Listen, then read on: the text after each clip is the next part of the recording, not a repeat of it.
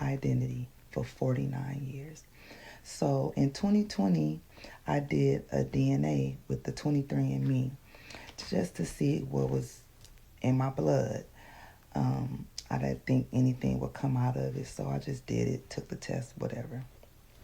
I got the results 2 weeks later. It told me, okay, fine, moving on.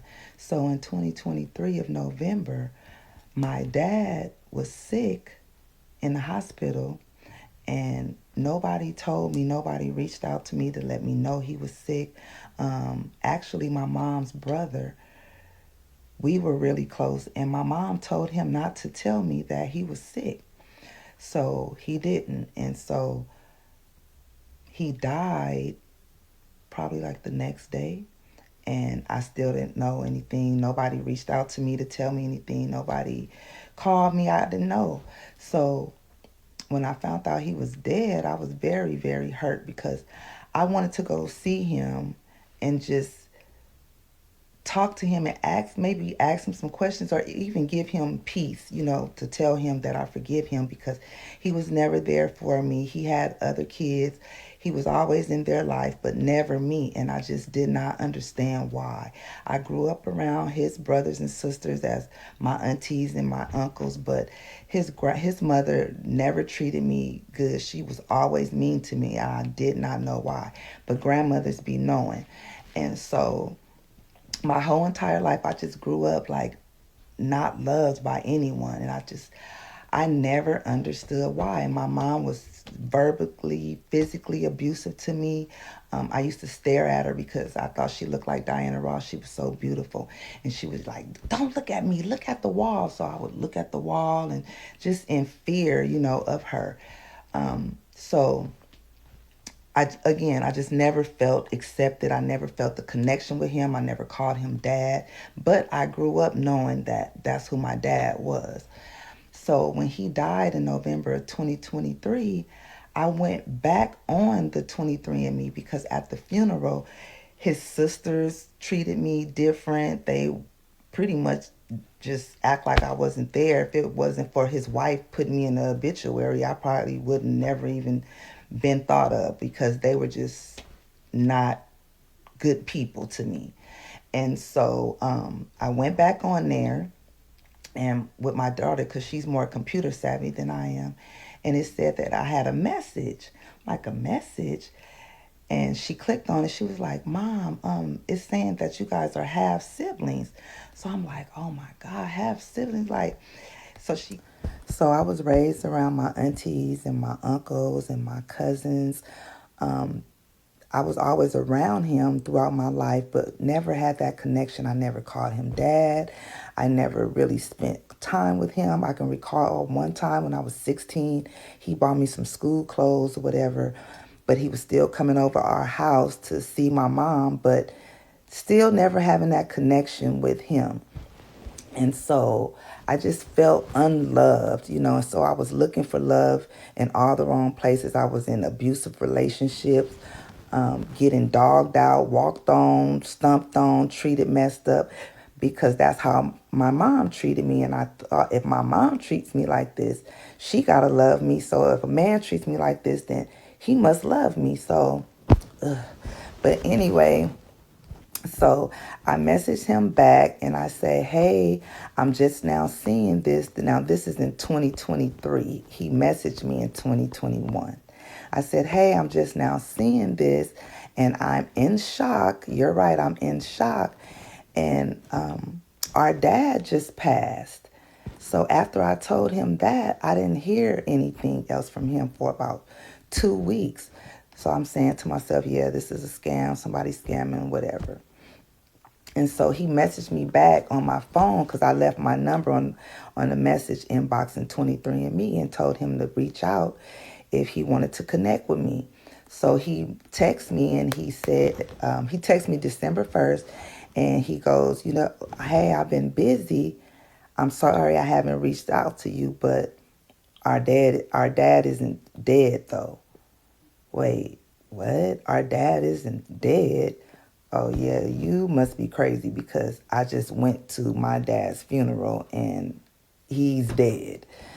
So I just was going, we were texting back and forth. I didn't want to give him too much information about me because, again, I didn't know. I wasn't sure. And my mom was denying it. She never came clean. So he said, our dad lives in Brazil. I'm like, Brazil? Yeah, okay. So I'm just still asking my mom, like, Mom, do you know this man? No, no, no. She getting an attitude though, like, but she like, no, no, no, I don't know no Michael, and no, no, no. So I ended up talking to my brother Michael, and we were talking for a minute, and he's like, what's your mom's name? I said, her name is Patricia, and she was born and raised in Augusta, Georgia. That's all I said. So he texted me back later that day, and he's telling me to download WhatsApp because I need WhatsApp in order to communicate with my. So now it's getting juicy. I download WhatsApp and we FaceTime. So before I download So we got some text messages on the screen. It says, "Hello, you definitely didn't scare me off. I had a ton of stuff going on. This is Michael. Looks like you're in L.A." She say, "Yes, I'm in Los Angeles, born and raised. Laugh out loud. Are you in Los Angeles?" I guess he say, "Yes, born and raised in Riverside. Our father is not dead though." Oh my gosh. WhatsApp, he texts me and say, hey daughter, and I say, hey dad. Like, I just felt like I can just call him dad. I don't know, like the spirit moved me to call him dad. So, hey dad, and he saw my face and he just immediately started crying, and he grabbed his chest, and I mean he was crying, and I'm sitting on the other end of FaceTime like, okay, like I don't know what to really say. I hope this man don't die, have no heart attack, but again, I don't really know if this is still a game or whatever because my mom is denying it, and I'm gonna believe my mama. So she denying it. So I talked to him and I say, where did you meet my mom? Like, how did that relationship work or whatever? He goes, she used to live on 24th in Normandy. Now, mind you, he's in Brazil. He said she used to live on 24th and Normandy in some apartment buildings with her mom. She was like 19 years old. She came and told me that she was pregnant, but not to worry about it. She'll take care of it. And I never seen her again. So I was like, damn.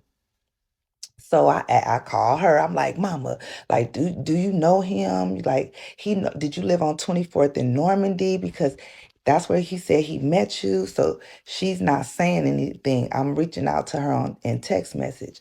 She's not saying anything. So now I'm getting mad because, like, girl, why you ain't responding? You respond any other time. So why you not responding now? So I'm getting all angsty and ugh. So I say, yes or no, girl, did you live on 24th in Normandy? Long pause. Why she text back and said yes. Now, how this man in Brazil know anything about 24th and Normandy? Oh my God. So now my heart dropped. I'm like, I said, that's why his sisters was acting funny with me at the funeral. Because I'm not their niece. Like, but girl, but anyway. So I was just like, oh my God, like what? Like, Lord, I have a father that's alive. Uh, he has 7 sons and 2 daughters. I'm the oldest on my mom's side. It's just me, my sister, and my brother. So you mean to tell me I got 7 brothers? Thank you, Jesus. So once she confirmed that she did live on 24th and Normandy, she had me at 20 years old. She still was denying it. She even went as far as to say, well, it was another Patricia that lived down the street. And I'm like, girl, was that my mama then? You sound crazy. So she just kept denying it like, here, I don't know him. I don't know this man. I don't know this man. So that's creating more doubt in my mind. You know, he's calling me every day. I'm starting to build a relationship with him. He's sending me pictures of my brothers, my sisters, him. And like, he's a family man. he was into his kid's life. He was there.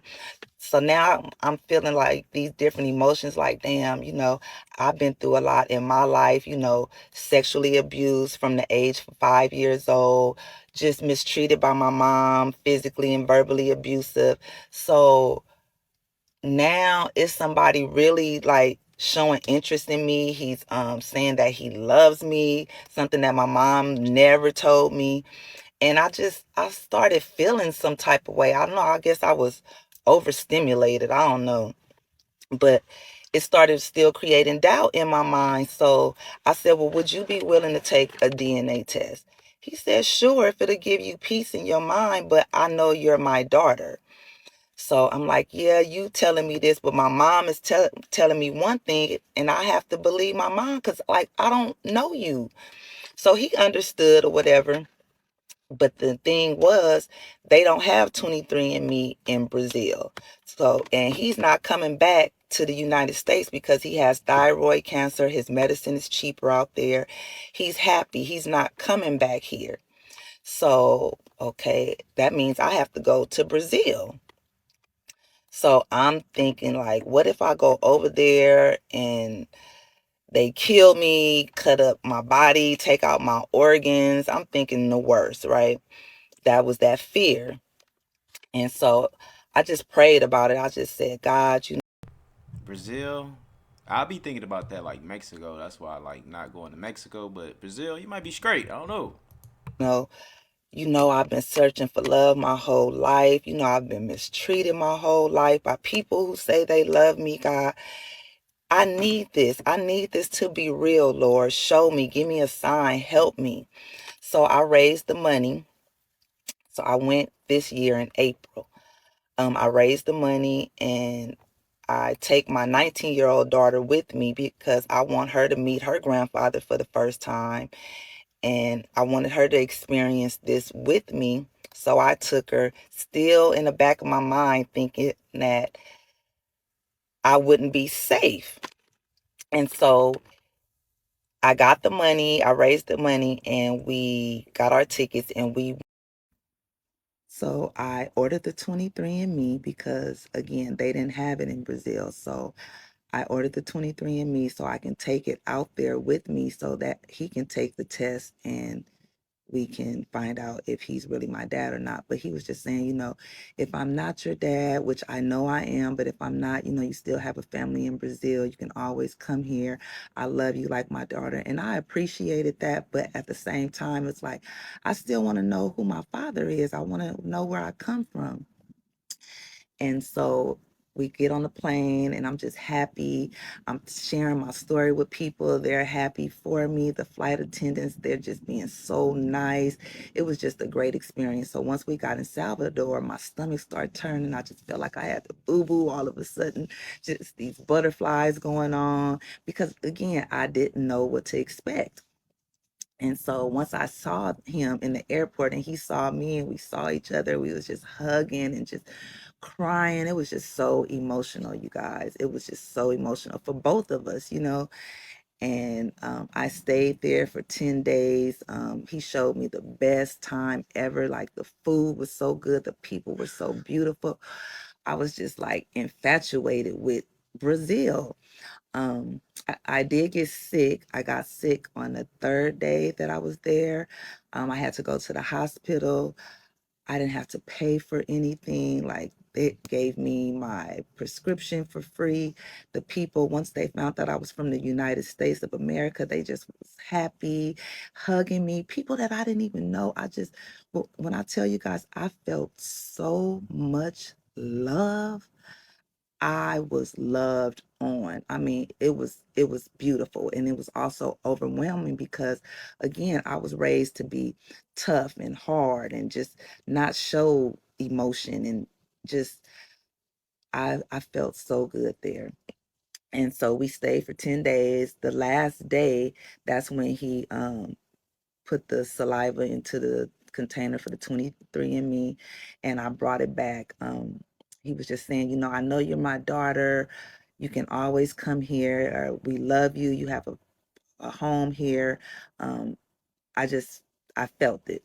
So we left, we came back. I immediately sent the 23andMe back in, but it took like 2 weeks to get the results. So again, I'm nervous again. I'm just thinking like, dang, what if this is not my father? Then I have to find out who my father really is, Lord. I prayed on, I kept praying on it.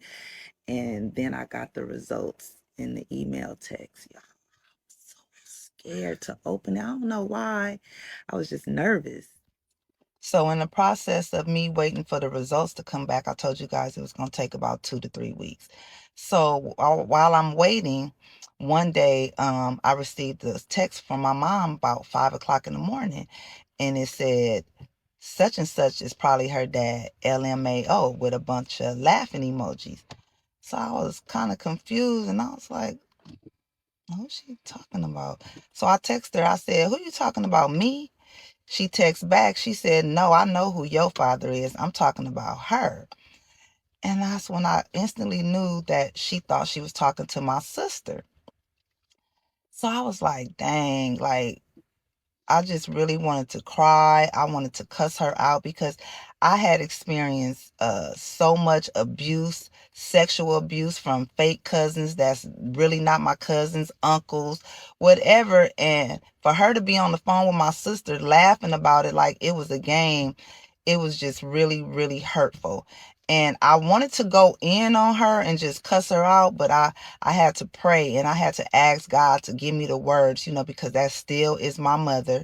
And I had to tell myself, hurt people. But that really hurt me for her to think that that was something funny, and I experienced all this abuse throughout my life because these people knew that I wasn't their kin, and it lowered my self-esteem. It just really made me feel low. And so I had to pray and ask God to give me the words to not really cuss her out. And so I just said, you know what, mama? I said, you must be really miserable to be on the phone with your daughter talking about your other daughter, about who her father is, like it's a joke. Like, that really hurt me. So I chose to end the relationship with my mom. I still do. I love her with all my heart. I know she been through things, but you don't do nobody like that. Like my oldest daughter, her father was on crack, cracked out. When I tell you cracked out, cracked out. And guess what? That's still your daddy. You not going over there. You not going around him till he get his life together. But that's still your daddy at the end of the day. That is your father. And for her to sit up and be on the phone thinking she's on the phone with my sister talking about me like that, that really hurt me. So I just always felt like I didn't belong anywhere. I didn't belong with my sister's side of the family. I didn't belong with the fake dad side of the family. Her side of the family, all my uncles and aunties, most of them was on drugs. And so I just was like a little girl lost. And that's why I was running to all these abusive relationships, getting mistreated by people because, okay, moment of truth. This is what you all have been waiting on. So I received the notification, and I was really scared to open it because I was just like, oh my God, like, what if he's not my father? What if I have to start looking again? It was just not, it was not good. So I clicked on it. Let me see, DNA relatives. And I open up the app, and this is what it says. Wow. It even knew his location. See at the top part, it says Brazil.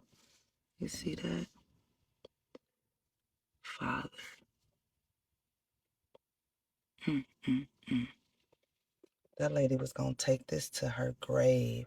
And had I did the 23andMe in 2020. I didn't go back on there until 2023 when my father passed. I don't know why I keep saying father, but I went back on there in 2023.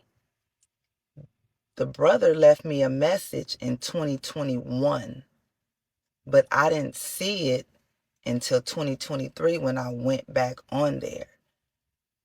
So again, she was going to now start, everything is starting to make sense in my head. Like, that's probably why she told my uncle not to tell me that he was sick and in the hospital, because he probably was going to tell me on his deathbed, like, I'm not your daddy. And then I'm thinking about all the abuse that I experienced. Not trying to like play the victim, but I'm putting myself into her shoes, and now I see why she treated me the way she did is because she must have saw him in me as a child, or she must have knew what she did and she just couldn't stand to see me, so she just would beat me for no reason. And now it's starting to make sense. And I just was like, damn, this is my father. He live in Brazil now. It's just, everything is starting to make sense. Everything is starting to make sense.